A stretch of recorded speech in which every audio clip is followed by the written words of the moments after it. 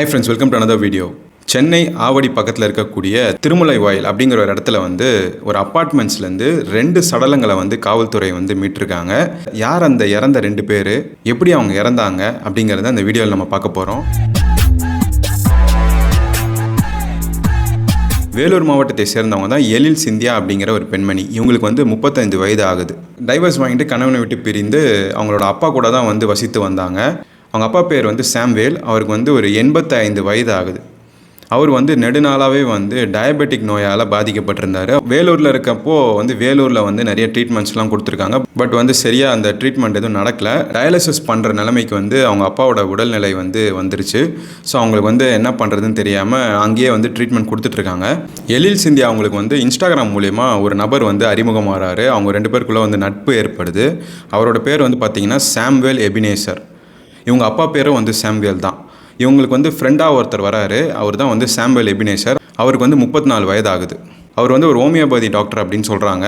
அவர் வந்து ஆஸ்திரேலியாவில் வந்து படிப்பை முடிச்சுட்டு சென்னையில் ரூம் எடுத்து தங்கி வேலை பார்த்துட்ருக்காரு. அவருக்கு வந்து இன்ஸ்டாகிராம் மூலயமா வந்து சிந்தியா அவர்கள் வந்து தொடர்பு கொள்கிறாங்க. அவங்க அப்பாவுக்கு வந்து டயபெட்டிஸு. ஸோ வந்து ஏதாவது ட்ரீட்மெண்ட் பார்க்க முடியுமான்ற மாதிரி பேச தொடங்கியிருப்பாங்க போல இருக்குது. 2 பேருக்குள்ளே வந்து டாக்டர் பேஷண்ட்டை தாண்டி ஒரு நட்பு ஒன்று ஏற்படுது.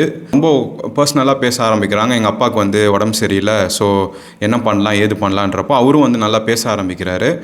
அப்படிங்கிறப்போ ரொம்ப நாளாகவே அவங்க அப்பா வந்து டயபெட்டிக் இருக்கனால சென்னைக்கு வந்து ட்ரீட்மெண்ட் பார்க்கறதுக்கு வரப்போ பேக் அண்ட் ஃபோர்த் வந்து அவங்களால போயிட்டு வர முடியல. அதாவது வேலூர் டு சென்னை, சென்னை டு வேலூர் அப்படி போக முடியலன்னு சொல்லிட்டு அவங்களோட இன்ஸ்டாகிராம் ஃப்ரெண்டான இந்த டாக்டர் சாம்வேல் எபினேசர் கிட்ட சொல்கிறாங்க. அப்போ அவர் என்ன பண்ணுறாருன்னா வந்து நீங்கள் ஏன் வந்து ரொம்ப அலைச்சல் படுறீங்க, நீங்கள் வந்து சென்னையிலே வந்து ஏதாவது ஒரு அப்பார்ட்மெண்ட்ஸில் வந்து வாடகைக்கு தங்கிட்டு ட்ரீட்மெண்ட்லாம் முடிச்சக்கப்புறம் நீங்கள் ஊருக்கு போகலாமே அப்படின்ற மாதிரி ஒரு ஐடியா கொடுக்குறாரு. அப்படியா, சரி ஓகே அப்படின்னு சொல்லிட்டு சிந்தியா வந்து என்ன சொல்கிறாங்கன்னா, நீங்களே வந்து ஏதாவது ஒரு இடம் இருந்தால் பார்த்து கொடுங்க அப்படின்ற மாதிரி சொல்கிறாங்க. உடனே அவர் என்ன பண்ணுறாருன்னா திருமுல்லை வாயிலில் வந்து ஒரு அப்பார்ட்மெண்ட்ஸ் பார்க்குறாரு ரெண்டலுக்கு.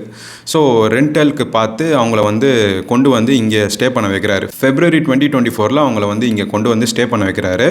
ஸோ February 2024 அப்பாவும் பொண்ணும் வந்து சென்னையில் தான் இருந்தாங்க.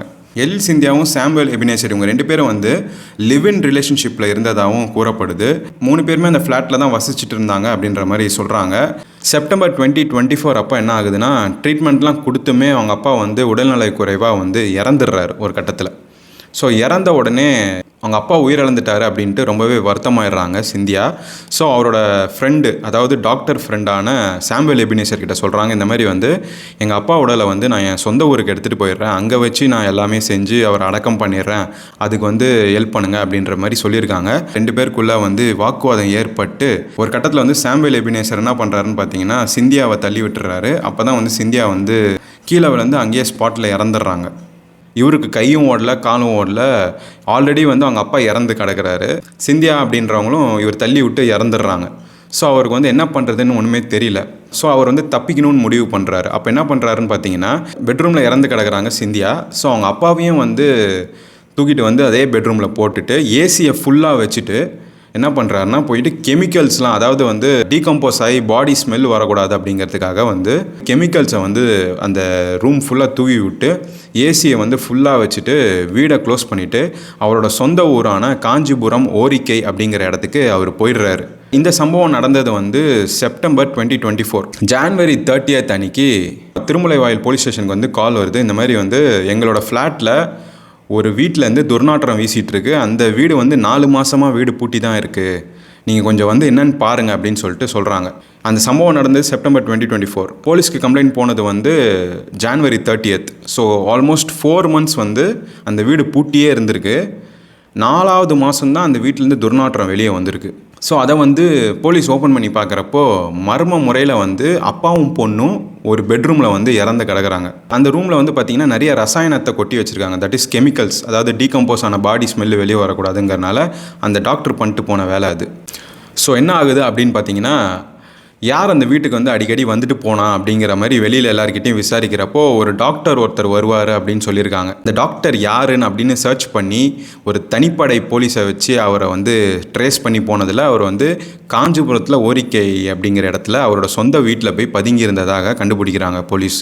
ஸோ அவரை வந்து தூக்கிட்டு வந்து விசாரிக்கிறப்போ எதிரும் புதிருமா பதில் சொல்லியிருக்காரு. போலீஸ்க்கு வந்து டவுட் வந்துருச்சு. ஸோ அவங்க விதத்தில் விசாரிக்கிறப்போ அவர் எல்லா உண்மையும் ஒத்துக்கிறாரு. இந்த மாதிரி வந்து ஆமாம், நானும் அவங்களும் வந்து இன்ஸ்டாகிராம் ஃப்ரெண்ட்ஸு, நான் தான் அவங்க அப்பாவுக்கு வந்து ட்ரீட்மெண்ட் பார்த்தேன், எனக்கும் எழில் சிந்தியாவுக்கும் ஒரு பேச்சுவார்த்தையில் அப்போ நான் தான் அவங்கள தள்ளி விட்டு கொன்னுட்டேன் அப்படின்னு சொல்லிட்டு அவர் வந்து வாக்குமூலமும் கொடுக்குறாரு. ஆக்சுவலாக இந்த நியூஸ் தான் இன்றைக்கி சென்னையில் வந்து பரபரப்பாக பேசப்பட்டிருந்தது. எல்லாருக்குமே எழற ஒரே ஒரு கொஸ்டின் என்னன்னு பார்த்தீங்கன்னா வந்து 4 மாதமாக வந்து அந்த வாடை வெளியே வராமல் இருக்கும்.